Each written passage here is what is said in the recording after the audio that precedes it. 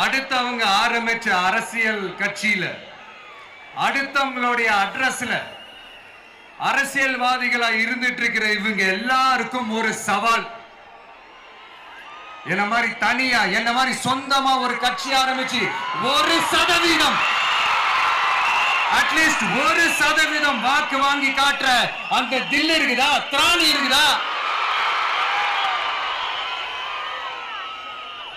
30 வருஷமா மக்கள் இயக்கமா இருந்து இன்னைக்கு மிகப்பெரிய ஒரு அரசியல் கட்சியா வளர்ந்து இந்த கூட்டணி கட்சிகள் மட்டுமே நம்பி இருக்கிற 75 வருஷ கட்சி 50 வருஷ கட்சின்னு இன்னைக்கு ஆட்சி அதிகாரத்தில் இருந்துட்டு இருக்கிற இவங்க எல்லாரையும் மீறி இன்னைக்கு களத்துல தனியா நின்னு இந்த 2 வருஷத்துல முதன்மை சக்தியா வளர்ந்து 30% தாண்டி இன்னைக்கு மக்கள் ஆதரவை பெற்றிருக்கிற நமக்கு அனுபவம் இல்லையா?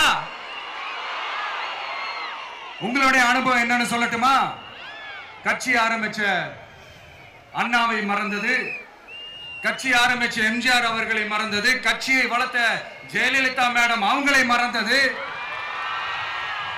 இவங்க எல்லாரும் சொன்ன விஷயங்கள், பேசின விஷயங்கள், எதையெல்லாம் ஃபாலோ பண்ணணும்னு சொன்ன விஷயங்கள் எல்லாத்தையும் மறந்தது. இவங்களுக்கு நமக்கு அனுபவம் இல்லையா? நமக்கு அனுபவம் இல்லதான். கொள்ளை அடிக்கிறதுலாம் எங்களுக்கு அனுபவம் இல்லதான். அதெல்லாம் எங்களுக்கு சுட்டு போட்டாலும் வராது. இந்த கொள்கையை பேருக்கு மட்டும் வச்சுக்கிட்டு நேரடியா சரண்டர் ஆகிறது, மறைமுகமா சரண்டர் ஆகிறது, இந்த மாதிரி அனுபவம் நமக்கு இல்லதான். அதுவும் நமக்கு சுட்டு போட்டாலும் வராது. மக்களை நேசிக்கிற நல்ல குணம் இருந்தா போதும்யா. நல்ல சூப்பரான ஒரு நல்லாட்சி கொடுக்கலாம்.